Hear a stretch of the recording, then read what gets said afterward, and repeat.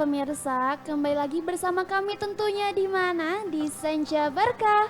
Pasti berkah. Masya Nah, Allah nih. tadi kan kita udah berbincang-bincang ya. Iya. Dan Aku kebetulan belum dijawab nih. kepotong. Iya. Betul, tentang apa tuh tenis Nih, Rina? Bu katanya tuh, apakah dalam Islam dijelaskan hak perempuan dalam konteks karir dan pekerjaan nih? Bagaimana tuh? Iya, iya.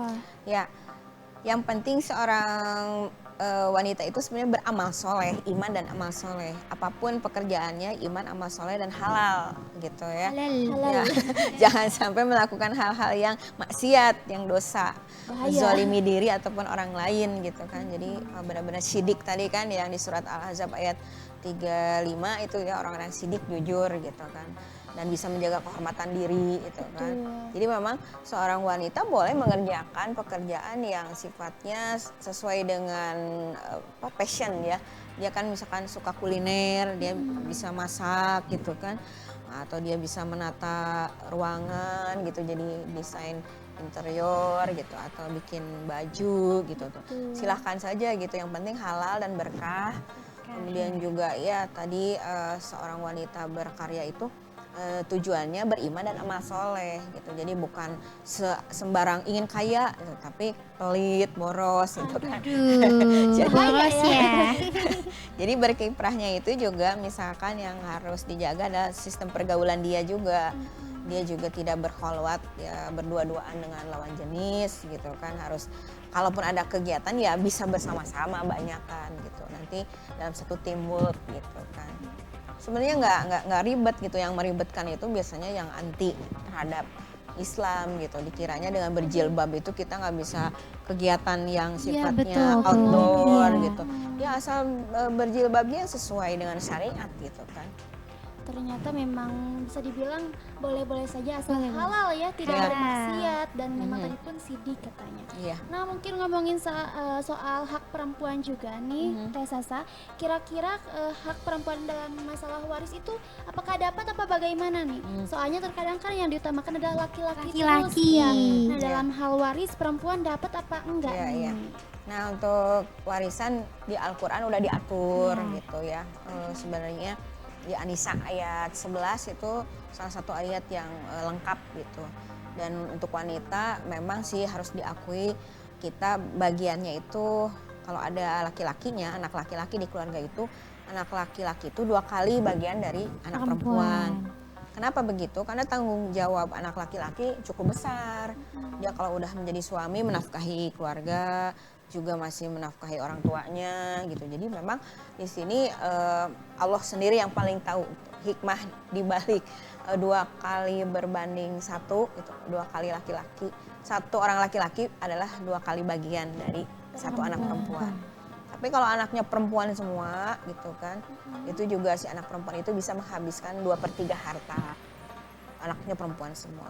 Tapi kalau misalkan anaknya cuma 1 perempuan, dia bisa menghabiskan setengah harta dari warisan. Masya Allah nih, tapi Sisanya dikemanakan? Sisanya nanti dibagi siapa yang ahli waris yang masih hidup.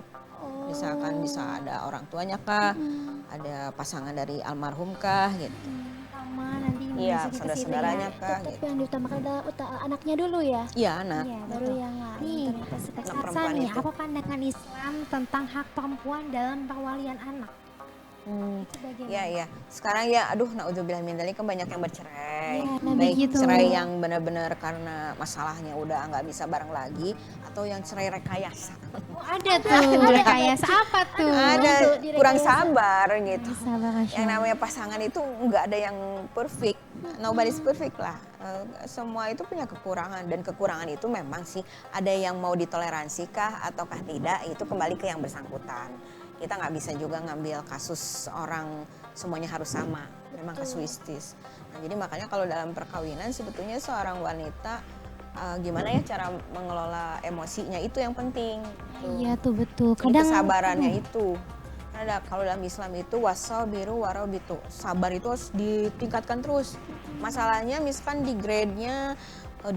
Nah, sabarannya harus di grade di atas 2 gitu. lebih malah. Lebih. Jadi Kalau itu ini kalau boleh tahu nih, bagaimana cara ningkatin kesabaran nih? oh, sabaran. Cewek tuh Iya, dikit-dikit aduh. kemudian Teh Sasa ya. Betul, Kayak tuh. dikit-dikit pengen marah. Kira-kira ada Iya. nggak sih tipsnya?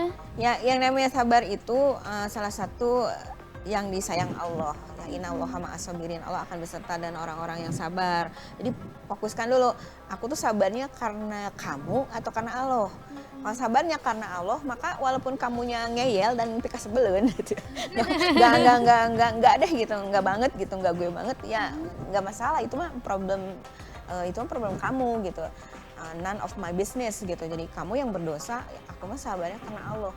Contoh Nabi Ayub kan, Nabi Ayub alaihissalam itu ujiannya tuh luar biasa bertubi-tubi, mulai dari kesehatannya, mulai dari kekayaannya habis, kemudian masyarakat menjauh, keluarganya menjauh gitu.